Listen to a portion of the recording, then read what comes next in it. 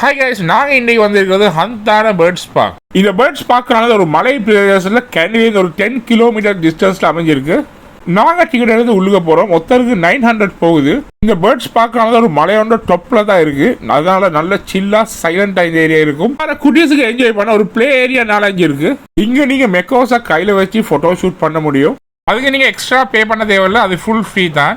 இந்த பேர்ட்ஸ் பார்க்க பற்றி மிச்ச விஷயம் பேச வேண்டியிருக்கு. நாங்கள் பார்ட் 2ல் பார்க்கலாம்.